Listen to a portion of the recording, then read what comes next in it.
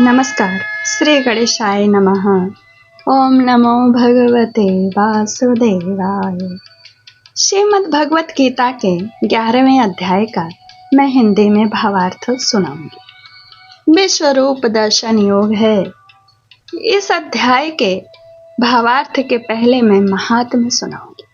महात्म्य सुनने से अध्याय के प्रति अत्यंत प्रेम भक्ति श्रद्धा बढ़ेगी और जो लाभ है वह तुरंत प्राप्त होगा। लाभ क्या क्या मिलेंगे वह महात्म्य में आप स्वयं सुने। यह बड़ी सुखद यात्रा है, लंबी यात्रा है। मतलब दोनों का मिलाकर वीडियो बनेगा तो लंबा बनेगा। शुरू से आखिरी तक सुनिए।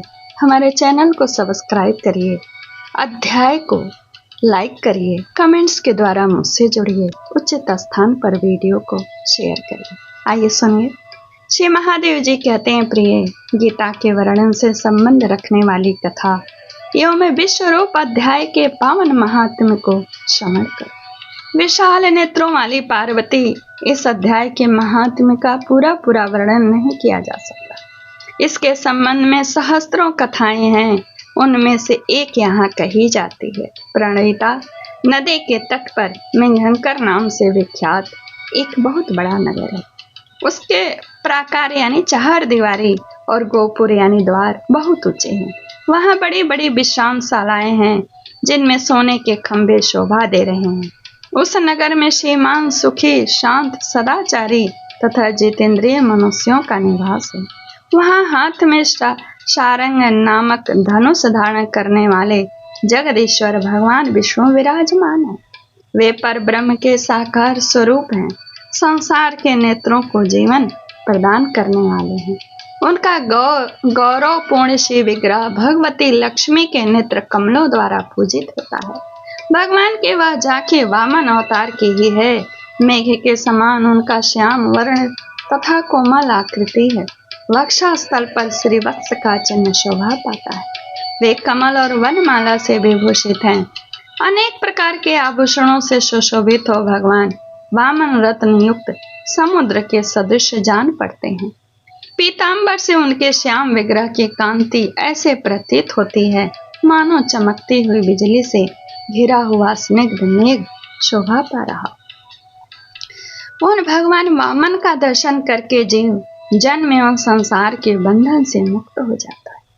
उस नगर में मेखला नामक महान तीर्थ है जिसमें स्नान करके मनुष्य शाश्वत बैकुंठ धाम को प्राप्त होता है। वहाँ जगत के स्वामी करुणा सागर भगवान नृसिंह का दर्शन करने से मनुष्य 7 जन्मों में किए हुए घोर पाप से छुटकारा पा जाता है। जो मनुष्य मेखला में गणेश जी का दर्शन करता है वह सदा दुस्तर विघ्नों के भी पार हो जाता है। उसे मेघंकर नगर में कोई श्रेष्ठ ब्राह्मण थे जो ब्रह्मचार्य परायण, ममता और अहंकार से रहित, वेद शास्त्रों में प्रणीत, जितेंद्रिय तथा भगवान वासुदेव के शरणागत थे। उनका नाम सुनंद था। प्रिय, वेद शारंग धनुष धारण करने वाले भगवान के पास गीता के 11वें अध्याय विश्वरूप दर्शन योग का पाठ किया करते थे।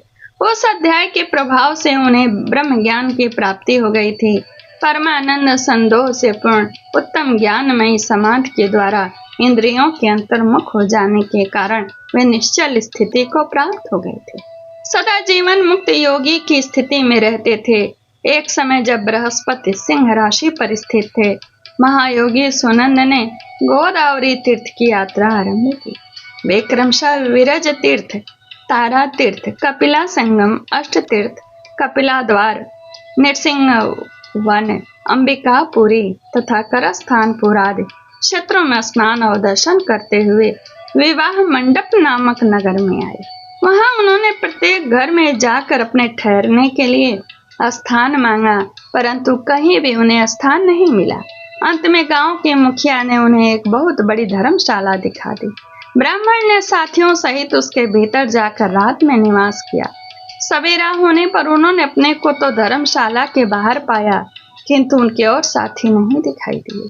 वे उन्हें खोजने के लिए चले। इतने में ही ग्रामपाल मुखिया से उनकी भेंट हो गई।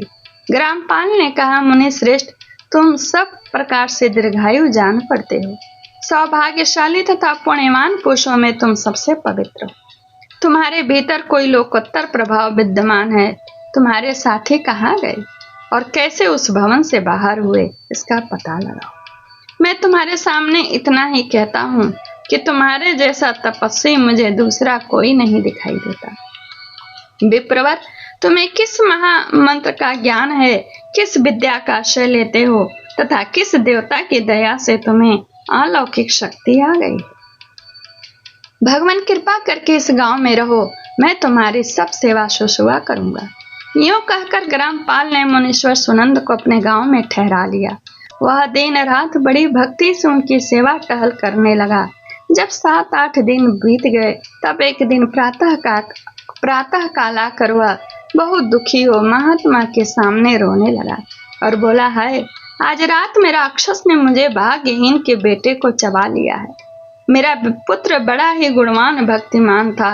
ग्रामपाल के इस प्रकार कहने पर योगी सुनंद ने पूछा, कहाँ है वह राक्षस और किस प्रकार उसने तुम्हारे पुत्र का भक्षण किया है। ग्रामपाल बोला, ब्राह्मण, इस नगर में एक बड़ा भयंकर नरभक्षी राक्षस रहता है। वह प्रतिदिन आकर इस नगर के मनुष्य को खा लिया करता था। तब एक दिन समस्त नगर वासियों ने मिलकर उससे प्रार्थना की, राक्षस, तुम हम सब लोगों की रक्षा करो, हम तुम्हारे लिए भोजन की व्यवस्था किए देते हैं। यहाँ बाहर के जो पथिक रात में आकर नींद लेने लगे उनको खा जाना।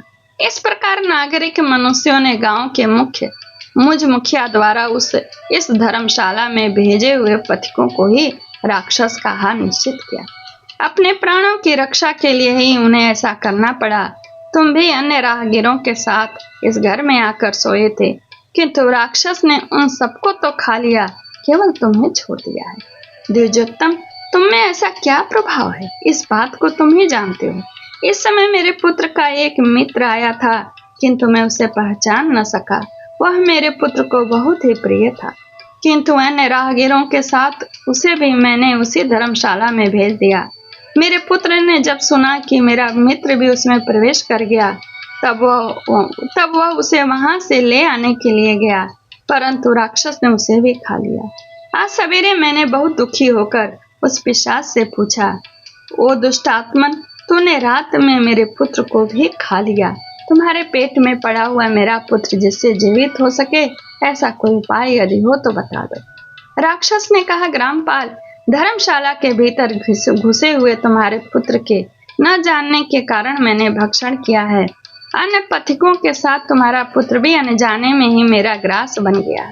वह मेरे उदर में जिस प्रकार जीवित और रक्षित रह सकता है, वह उपाय स्वयं विधाता ने ही कर दिया है। जो ब्राह्मण सदा गीता के 11वें अध्याय का पाठ करता हो, उसके प्रभाव से मेरी मुक्ति होगी और मरे हुए को पुनः जीवन प्राप्त होगा। यहाँ कोई ब्राह्मण रहते हैं जिनको मैंने एक दिन धर्मशाले से बाहर कर दिया था। वे निरंतर गीता के 11वें अध्याय का जप किया करते हैं। इस अध्याय के मंत्र से 7 बार अभिमंत्रित करके यदि वे मेरे ऊपर जल का छींटा दे तो निस्संदेह मेरा शाप से उद्धार हो जाएगा। इस प्रकार उस राक्षस का संदेश पाकर मैं तुम्हारे निकट आया हूँ। ब्राह्मण ने पूछा, ग्रामपाल, जो रात में सोए हुए मनुष्य को खाता है, वह प्राणी किस पाप से राक्षस हुआ है। ग्रामपाल बोला, ब्राह्मण, पहले इस गांव में कोई किसान ब्राह्मण रहता था। एक दिन वह अगहनी के खेत की क्यारियों की रक्षा करने में लगा था। वहां से थोड़ी ही दूर पर एक बहुत बड़ा गिद्ध किसी राही को मार कर खा रहा था। उसी समय एक तपस्वी कहीं से आ निकले जो उस राही को बचाने के लिए दूर से ही दया दिखाते आ रहे थे। गिद्ध उस राही को खाकर आकाश में उड़ गया। तब तपस्वी ने कुपित होकर उस किसान से कहा, ओ दुष्ट हलवाहे, तुझे धिक्कार है। तू बड़ा ही कठोर और निर्दयी है। दूसरे की रक्षा से मुंह मोड़कर केवल पेट पालने के धंधे में लगा है। तेरा जीवन नष्ट प्राय है। अरे, जो चोर दाढ़ वाले जीव, सर्प, शत्रु, अग्नि, विष, जल, गिद्ध, राक्षस, भूत तथा बेताल आदि के द्वारा घायल किए हुए मनुष्यों को की शक्ति होते हुए उपेक्षा करता है, वह उनके वध का फल पाता है। जो शक्तिशाली होकर भी चोर आदि के चंगुल में फंसे हुए ब्राह्मण को छुड़ाने की चेष्टा नहीं करता, वह घोर नरक में पड़ता है, पुनः भेड़ियों की योनि में जन्म लेता है। जो वन में मारे जाते हुए तथा गिरध और व्याघ्र की दृष्टि में पड़े हुए जीव की रक्षा के लिए छोड़ो छोड़ो की पुकार करता है, वह परम गति को प्राप्त होता है। जो मनुष्य गौवों की रक्षा के लिए व्याघ्र भील तथा दुष्ट राजाओं के हाथ से मारे जाते हैं, वे भगवान विष्णु के उस परम पद को पाते हैं जो योगियों के लिए भी दुर्लभ है। सहस्त्र अश्वमेध और 100 वाजपेयी यज्ञ मिलकर शरणागत रक्षा की 16वीं कला के बराबर भी नहीं हो सकते। दिन तथा भयभीत जीव की अपेक्षा करने से पुण्यवान पुरुष भी समय आने पर कुंभिपाक नामक नरक में पकाया जाता है। तूने दुष्ट गिद्ध के द्वारा खाए जाते हुए राही को देखकर उसे बचाने में समर्थ होते हुए भी जो इसकी रक्षा नहीं की, इससे तू निर्दयी जान पड़ता है, अतः तू राक्षस हो जा। हलवाहा बोला, महात्मन, मैं यहाँ उपस्थित अवश्य था, किंतु मेरे नेत्र बहुत देर से खेत की रक्षा में लगे थे, अतः पास होने पर भी गिद्ध के द्वारा मारे जाते हुए इस मनुष्य को मैं नहीं जान सका, अतः मुझ दिन पर आपको अनुग्रह करना चाहिए। तपस्वी ब्राह्मण ने कहा, जो प्रतिदिन गीता के 11वें अध्याय का जप करता है, उस मनुष्य के द्वारा अभिमंत्रित जल जब तुम्हारे मस्तक पर पड़ेगा, उस समय तुम्हें शाप से छुटकारा मिल जाएगा। यह कहकर तपस्वी ब्राह्मण चले गए और वह हलवाहा राक्षस हो गया। अतः द्विश्रेष्ठ, तुम चलो और 11वें अध्याय से तीर्थ के जल को अभिमंत्रित करो, फिर अपने ही हाथ से उस राक्षस के मस्तक पर उसे छोड़ दो। ग्रामपाल की यह सारी प्रार्थना सुनकर ब्राह्मण का हृदय करुणा से भर आया। वे बहुत अच्छा कहकर उसके साथ राक्षस के निकट गए। वे ब्राह्मण योगी थे। उन्होंने विश्व रूप दर्शन नामक 11वें अध्याय से जल अभिमंत्रित करके उस राक्षस के मस्तक पर डाला। गीता के 11वें अध्याय के प्रभाव से वह शाप से मुक्त हो गया। उसने राक्षस देह का परित्याग करके चतुर्भुज रूप धारण कर लिया तथा उसने जिन सहस्त्रों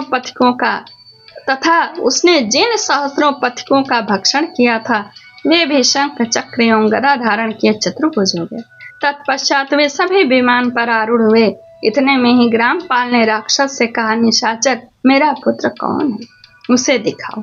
उसके यूं कहने पर दिव्य बुद्धि वाले राक्षस ने कहा, ये जो तमाल के समान श्याम 4 भुजाधारी माणिक्यमय मुकुट से सुशोभित तथा दिव्य मणियों के बने हुए कुंडलों से अलंकृत है, हार पहनने के कारण जिनके कंधे मनोहर प्रतीत होते हैं, जो सोने के भुजबंदों से विभूषित, कमल के समान नेत्र वाले स्निग्ध रूप तथा हाथ में कमल लिए हुए हैं और दिव्य विमान पर बैठकर देवत्व को प्राप्त हो चुके हैं, इन्हीं को अपना पुत्र समझो। यह सुनकर ग्रामपाल ने उसी रूप में अपने पुत्र को देखा और उसे अपने घर ले जाना चाहा। यह देखकर उसका पुत्र हंस पड़ा और इस प्रकार कहने लगा। पुत्र बोला, ग्रामपाल, कई बार तुम भी मेरे पुत्र हो चुके हो। पहले मैं तुम्हारा पुत्र था, किंतु अब देवता हो गया हूँ। इन ब्राह्मण देवता के प्रसाद से बैकुंठ धाम को जाऊंगा। देखो, यह निशाचर भी चतुर्भुज रूप को प्राप्त हो गया है। 11वें अध्याय के महात्म्य से यह सब लोगों के साथ श्री विष्णु धाम को जा रहा है।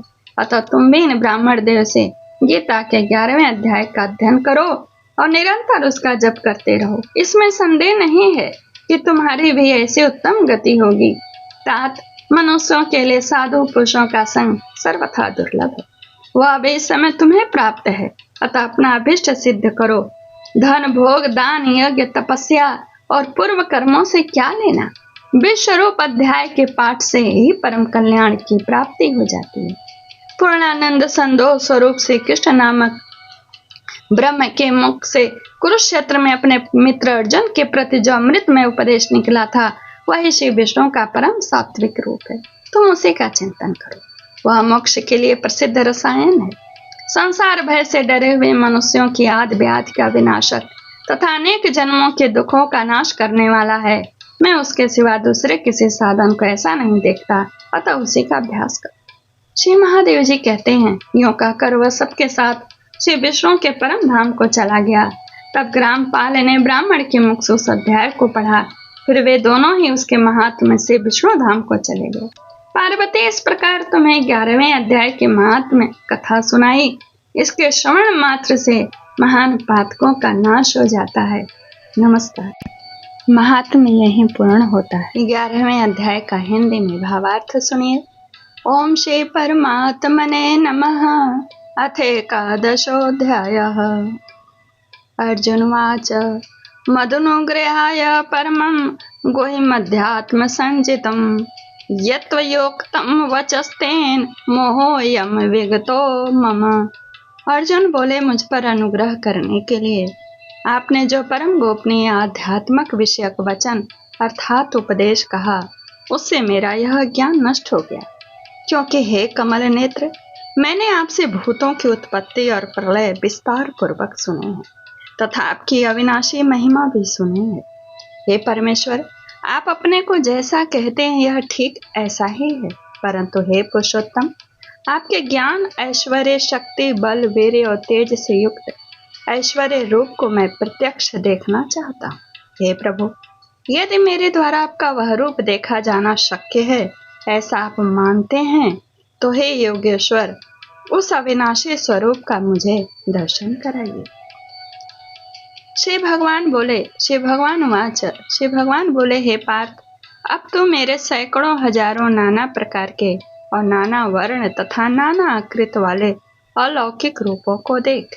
हे भरतवंशी अर्जुन, तुम मुझ में आदित्यों को अर्थात अदिति के 12 पुत्रों को, 8 वसुओं को, 11 रुद्रों को, दोनों अश्वनी कुमारों को और 49 मरुद गणों को देख तथा और भी बहुत से पहले न देखे हुए आश्चर्यमय रूप को देख।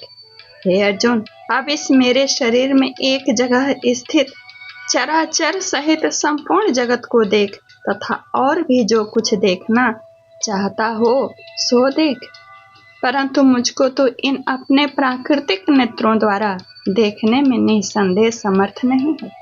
इसी से मैं तुझे दिव्य अर्थात अलौकिक चक्षु देता हूँ, इससे तू मेरी ईश्वरीय योग शक्ति को देख। संजय उवाच। संजय बोले, हे राजन, महायोगेश्वर और सब पापों को नाश करने वाले भगवान ने इस प्रकार कहकर उसके पश्चात अर्जुन को परम ऐश्वर्य युक्त दिव्य स्वरूप दिखलाया। अनेक मुख और नेत्रों से युक्त, अनेक अद्भुत दर्शनों वाले, बहुत से दिव्य भूषणों से युक्त और बहुत से दिव्य शस्त्रों को हाथों में उठाए हुए, दिव्य माला और वस्त्रों को धारण किए हुए और दिव्य गंध का सारे शरीर में लेप किए हुए, सब प्रकार के आश्चर्यों से युक्त, सीमा रहित और सब और मुख किए हुए विराट स्वरूप परम देव परमेश्वर को अर्जुन ने देखा। आकाश में 1000 सूर्यों के एक साथ उदय होने से उत्पन्न जो प्रकाश हो, वह भी उस विश्वरूप परमात्मा के प्रकाश के सदृश कदाचित ही हो। पांडुपुत्र अर्जुन ने उस समय अनेक प्रकार से विभक्त अर्थात पृथक पृथक संपूर्ण जगत को, देवों के देव श्री कृष्ण भगवान के उस शरीर में एक जगह स्थित देखा। उसके अनंतर वे आश्चर्य से चकित और पुलकित शरीर अर्जुन प्रकाश में विश्वरूप परमात्मा को श्रद्धा भक्ति सहित सिर से प्रणाम करके हाथ जोड़कर बोले। अर्जुन बोले, हे देव, मैं आपके शरीर में संपूर्ण देवों को तथा अनेक भूतों के समुदायों को, कमल के आसन पर विराजित ब्रह्मा को, महादेव को और संपूर्ण ऋषियों को तथा दिव्य सर्पों को देखता हूँ। हे संपूर्ण विश्व के स्वामी, आपको अनेक भुजा, पेट, मुख और नेत्रों से युक्त तथा सब ओर से अनंत रूपों वाला देखता हूँ। हे विश्वरूप, मैं आपके न अंत को देखता हूँ, न मध्य को और न आदि को ही। आपको मैं मुकुट युक्त, गदा युक्त और चक्र युक्त तथा सब ओर से प्रकाशमान तेज के पुंज, प्रज्वलित अग्नि और सूर्य के सदृश ज्योति युक्त, कठिनता से देखे जाने योग्य और सब ओर से अप्रमेय स्वरूप देखता हूँ।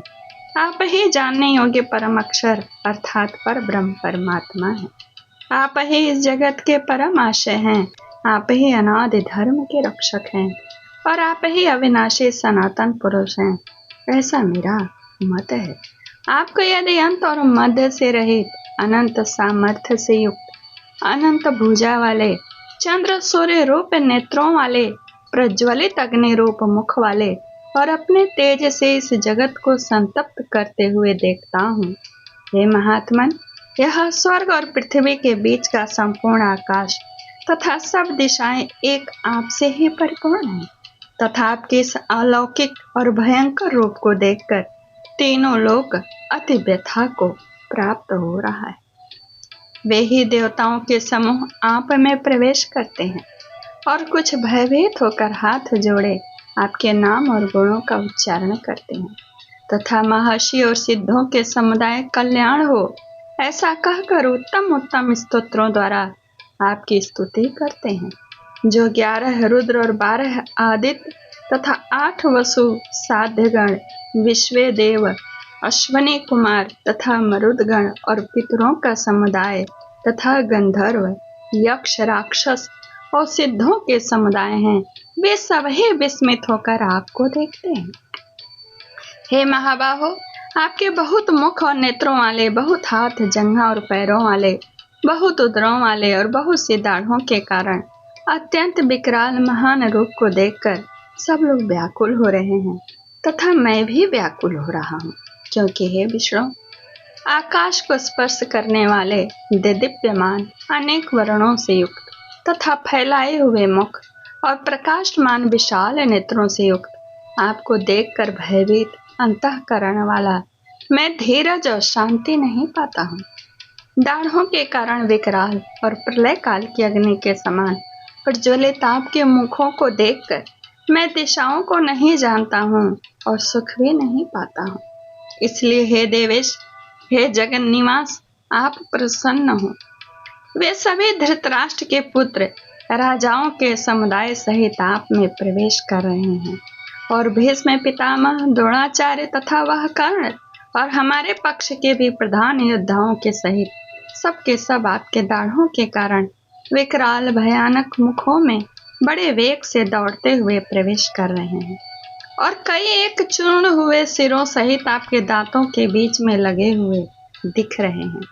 जैसे नदियों के बहुत से जल के प्रभाव स्वाभाविक ही समुद्र के ही सम्मुख दौड़ते हैं, अर्थात समुद्र में प्रवेश करते हैं, वैसे ही वे नरलोक के वीर भी आपके प्रज्वलित मुखों में प्रवेश कर रहे हैं। जैसे पतंग मोहवश नष्ट होने के लिए प्रज्वलित अग्नि में अति वेग से दौड़ते हुए प्रवेश करते हैं, वैसे ही ये सब लोग अपने नाश के लिए आपके मुखों में अति वेग से दौड़ते हुए प्रवेश कर रहे हैं। आप उन संपूर्ण लोगों को प्रज्वलित मुखों द्वारा ग्रास करते हुए सब ओर से बार बार चाट रहे हैं। विष्णु, आपका उग्र प्रकाश संपूर्ण जगत को तेज के द्वारा परिपूर्ण करके तपा रहा है। मुझे बतलाइए कि आप उग्र रूप वाले कौन हैं? हे देवों में श्रेष्ठ, आपको नमस्कार हो, आप प्रसन्न होइए। आदि पुरुष, आपको मैं विशेष रूप से जानना चाहता हूँ, क्योंकि मैं आपकी प्रवृत्ति को नहीं जानता। श्री भगवान बोले, मैं लोकों का नाश करने वाला बढ़ा हुआ महाकाल हूँ। इस समय लोकों को नष्ट करने के लिए प्रवृत्त हुआ हूँ। इसलिए जो प्रतिपक्षियों के सेना में स्थित योद्धा लोग हैं, वे सब तेरे बिना भी नहीं रहेंगे, अर्थात तेरे युद्ध न करने पर भी इन सबका नाश हो जाएगा। अतएव तू उठ, यश प्राप्त करो, शत्रुओं को जीतकर धन धान्य से संपन्न राज्य को भोग। ये सब शूरवीर पहले से ही मेरे द्वारा मारे हुए हैं।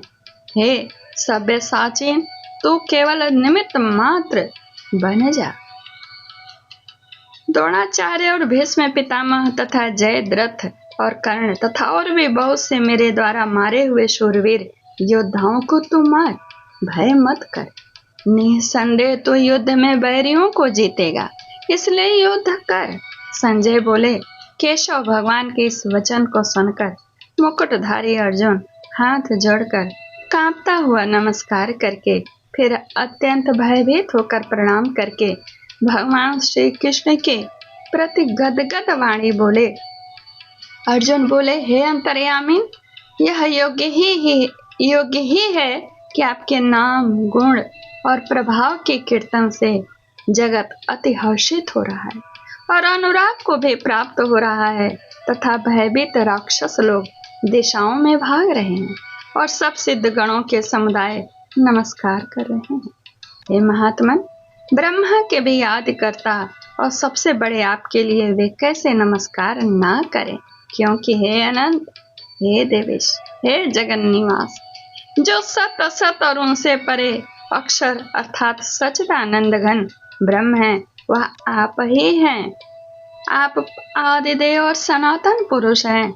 आप इस जगत के परम आशय और जानने वाले तथा जानने योग्य और परम धाम हैं। हे अनंत रूप, आपसे यह सब जगत व्याप्त अर्थात परिपूर्ण है।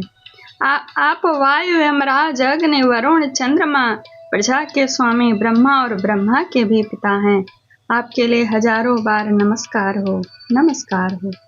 आपके लिए फिर भी बार बार नमस्कार है, नमस्कार है। हे अनंत सामर्थ्य वाले, आपके लिए आगे से और पीछे से भी नमस्कार है। हे सर्वात्मन, आपके लिए सब ओर से ही नमस्कार हो, क्योंकि अनंत पराक्रमशाली आप समस्त संसार को व्याप्त किए हुए हैं। इससे आप ही सर्वरूप हैं। आपके इस प्रभाव को न जानते हुए आप मेरे सखा हैं, ऐसा मानकर प्रेम से अथवा प्रमाद से भी मैंने हे कृष्ण, हे यादव, हे सखे, इस प्रकार जो कुछ बिना सोचे समझे अर्थात कहा है। और हे अच्युत, आप जो मेरे द्वारा विनोद के लिए विहार, शैया, आसन और भोजन आदि में अकेले अथवा उन सखाओं के सामने भी अपमानित किए गए हैं, वह सब अपराध अप्रमेय स्वरूप अर्थात अचिंत प्रभाव वाले आपसे मैं क्षमा करवाता हूँ। आप इस चराचर जगत के पिता और सबसे बड़े गुरु एवं अति पूजनीय हैं। हे अनुपम प्रभाव वाले, तीनों लोकों में आपके समान भी दूसरा कोई नहीं है, फिर अधिक तो कैसे हो सकता है।